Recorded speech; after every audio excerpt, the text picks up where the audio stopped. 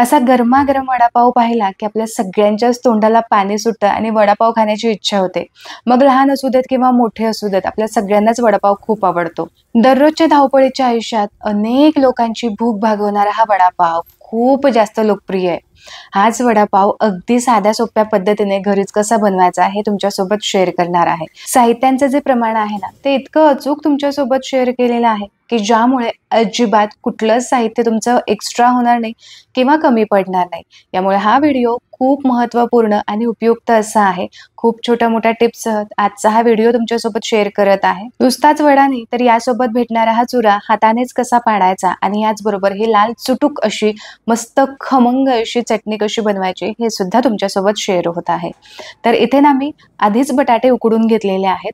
तर 3 मोठ्या आकाराचे बटाटे मी इथे उकडून घेतलेले आहेत. कुकरच्या 3 किंवा 4 जास्तीत जास्त शिट्ट्या करून घ्यायच्या, म्हणजे बटाटे छान उकडले जातात. अंदाजे वजनी प्रमाण सांगायचं तर बरोबर 400 ते 450 ग्रॅमच्या मध्ये हे बटाटे असतील. बटाट्यांवरची साल आपण काढून घेऊया. इथे बटाट्यांवरची साल काढून झाली. आता बटाटा आपल्याला चांगला मॅश करून घ्यायचा आहे. अजिबात हा बटाटा चिरायचा नाही किंवा असे मोठे मोठे चंक्स याच्यामध्ये ठेवायचे नाही.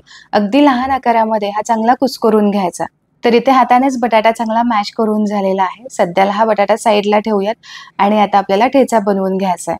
यासाठी मिक्सरच्या भांड्यामध्ये घालूयात 5 ते 6 हिरव्या मिरच्या किंवा हिरव्या मिरच्यांचा अंदाज तुम्ही तुमच्या आवडीप्रमाणे ठेवू शकता. 10 ते 12 मी लसणाच्या पाकळ्या घेतल्यात आणि 1 इंच आल्याचे तुकडे आणि मूठभर कोथिंबीर घेतली.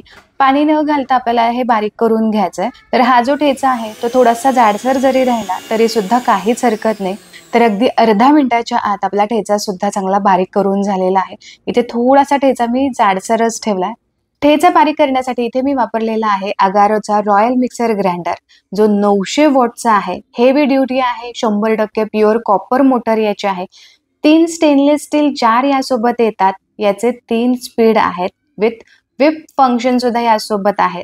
लो, मीडियम आणि हाय असे 3 स्पीड आहेत आणि विप स्पीड सुद्धा यासोबत आहे. स्टेनलेस स्टील याचे ब्लेड्स आहेत. वेट ड्राय ग्राइंडिंग तुम्ही यामध्ये करू शकता आणि मस्त व्हाईट कलर मध्ये आहे, त्यामुळे दिसायला हा मस्त अट्रॅक्टिव्ह दिसतो. हा mixer grinder machine 3 stainless steel jar सोबत येतात. हा जो वेट ग्राइंडिंग जार आहे तो 1.75 लिटरचा जार आहे. सगळ्या जारला ट्रान्सपरंट झाकण असल्यामुळे ना आतमधला पदार्थ तुम्हाला व्यवस्थित पाहता येतो. या झाकणालाही सिलिकॉनची रिंग असल्यामुळे पदार्थ बाहेर येण्याची शक्यता फार कमी होते. या भांड्यांची लोअर बॉडी जी आहे ती मेटलची असल्यामुळे ही भांडी बराच काळ टिकतात.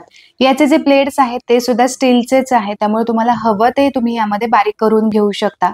आणि सगळ्यात महत्त्वाचं आणि इंटरेस्टिंग मला जे वाटलं ना की जे खरंच खूप उपयोगाचं आहे ते म्हणजे सगळ्या भांड्यांचे ब्लेड सेम आहेत. त्यामुळे थोड्या प्रमाणात जर तुम्हाला काही वाटायचं असेल तर तुम्ही छोटा जार वापरू शकता. मोठ्या प्रमाणात तुम्हाला वाटायचं असेल तर हा तुम्ही मोठा इथे जार वापरू शकता.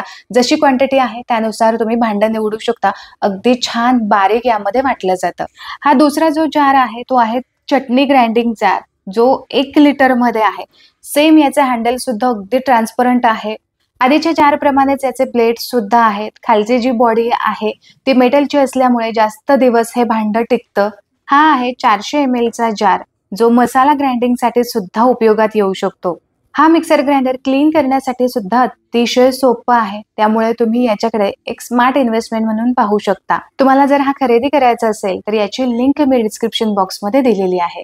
ठेचा तयार झाला, बटाटा सुद्धा मॅश करून झालाय. आता जी वड्यासाठी बटाट्याची भाजी लागते ती पटकन आपण बनवून घेऊयात. तर यासाठी कढईमध्ये पळीभर तेल घातलंय. यामध्ये घालायचंय चमचाभर मोहरी, चमचाभर जिरे. जिरी मोहरी चांगली तडतडली की यामध्ये पाव चमचा हिंग घालायचा आणि याचबरोबर कढीपत्ता सुद्धा घालायचा. तर कढीपत्त्याची पानं मी इथं बारीक चिरून घेतलेली आहेत की जेणेकरून कढीपत्ता असा वेगळा काढता येणार नाही. फोडणीमध्ये बारीक करून घेतलेला ठेचा घालायचा आणि चांगला खरपूस असा हा आपल्याला परतून घ्यायचा. ठेचा चांगला परतला गेला की मग बटाटा वड्यांना सुद्धा चांगला स्वाद येतो. ठेचा चांगला परतला गेला की पाव चमचा हळद घालायची. हळद थोडीशी मिक्स करून घ्यायची आणि यानंतर मॅश करून ठेवलेला बटाटा यामध्ये घालायचा. चवीपुरतं मीठ घालायचं आणि मीठ घालून चांगला बटाटा परतून घ्यायचा. एक 3 ते 4 मिनिटांसाठी बटाटा चांगला परतून घेतलेला आहे.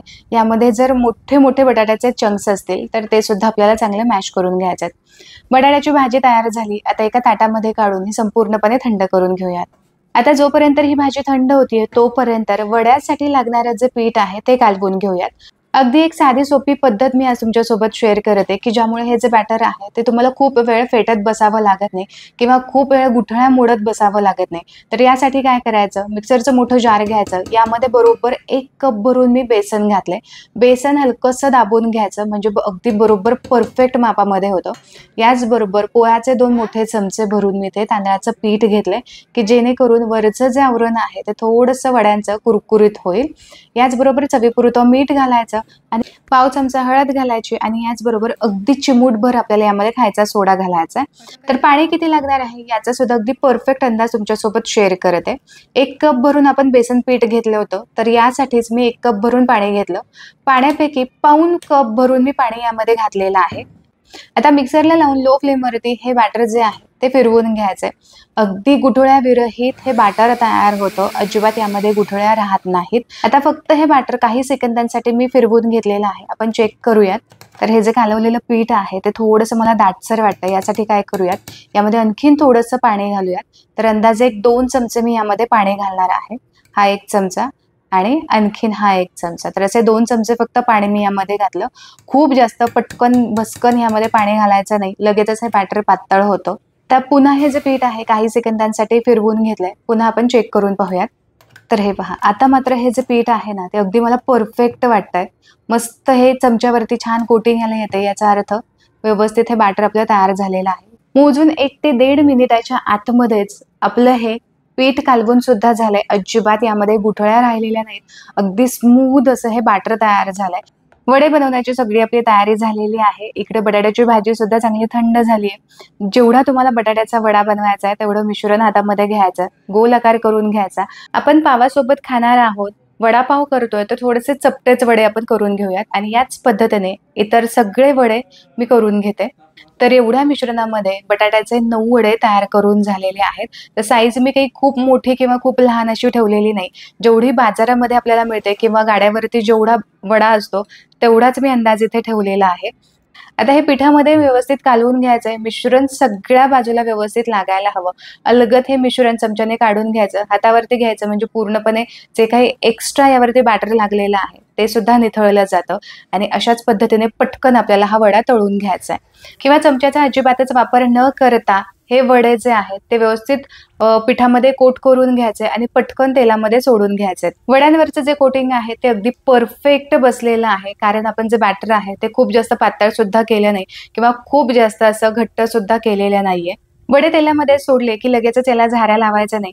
एक अर्धा मिनिट जाऊ द्यायचा आणि मग वडे कढईपासून मोकळे करून घ्यायचे किंवा एकमेकांना चिकटले असतील तर ते थोडेसे मोकळे करून घ्यायचे. वडे तळण्यासाठी थोडंसं अंदाजापेक्षा जास्तच तेल घ्यायचं, म्हणजे वडे तेलामध्ये व्यवस्थित तळले जातात. तेल जर कमी असेल तर वडा तळाला जाऊन चिकटला जातो आणि वरचं आवरण कच्चच राहण्याची शक्यता असते.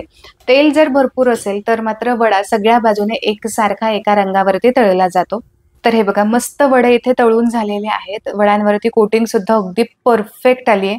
हे संपूर्ण वडे तळून झालेले आहेत. आता जो आपल्याला चुरा बनवायचा आहे तो कसा बनवायचा, तर हे पहा, उरलेलं जे बॅटर आहे ते असं बोटांना लावून घ्यायचं. बोटं सगळी वेगळी करून ठेवायची आणि जे बॅटर आहे ते तेलामध्ये अलगद सोडून घ्यायचं. अतिशय साधी सोपी प्रोसेस आहे. या पद्धतीने तुम्ही चुरा बनवून घ्या. मीडियम फ्लेमवरती हा चुरा थोडासा कुरकुरीत होईपर्यंत तळून घ्यायचा आणि एका वेगळ्या भांड्यामध्ये काढून घ्यायचा. आवडत असेल तर या तेलामध्येच आपल्याला हिरव्या मिरच्या सुद्धा तळून घ्यायच्यात. हिरव्या मिरच्या तळून घेत असताना त्यावरती चिरा मारून घ्यायच्या, म्हणजे या मिरच्या फुटणार नाहीत आणि अपघात होणार नाही. मिरच्या चांगल्या डाग येईपर्यंत तळून झाल्या की यावरती थोडंसं मीठ घालायचं. आता जी लाल चटणी आहे ती बनवायला घेऊया. तर यासाठी जो आपण चुरा तयार केला होता ना तो चुरा यामध्ये घालायचा. तर यापैकी थोडासा जो चुरा आहे तो पावामध्ये ठेवण्यासाठी मी शिल्लक ठेवलेला आहे. आता यामध्ये घालूयात 7 ते 8 लसणाच्या पाकळ्या, सालीसहितच घालायच्यात. चवीपुरतं मीठ घालायचं आणि याचबरोबर अर्धा चमचा लाल मिरची पावडर घातली. आता दिलेल्या व्हिप मोडचा वापर करून मी हे बारीक करून घेणार आहे. तर हे बघा, मस्त झणझणीत खमंग अशी चटणी तयार झाली. आता सगळं काही रेडी आहे. पटकन पावामध्ये वडे भरूया. तर यासाठी पाव मी मध्ये कट करून घेतला. यामध्ये आपल्याला तयार केलेली ही चटणी भरायची. तुम्ही तुमच्या आवडीप्रमाणे यावरती चटणी घालू शकता. याचबरोबर यावरती लगेचच आपल्याला वडा ठेवायचा आणि जो चुरा आपण तयार करून ठेवलाय तो चुरा सुद्धा यावरती घालायचा आणि इथं मस्त आपला खमंग असा झणझणीत वडापाव तयार झाला. आजचा हा व्हिडिओ आवडला तर व्हिडिओला लाईक जरूर करा आणि कमेंटमध्ये तुम्हाला कुठल्या रेसिपीज पाहायला आवडतील हे सुद्धा नमूद करा. पुन्हा भेटूया अशाच एका मस्त रेसिपी सोबत. तोपर्यंत स्वस्त रहा आणि मस्त मस्त खात रहा.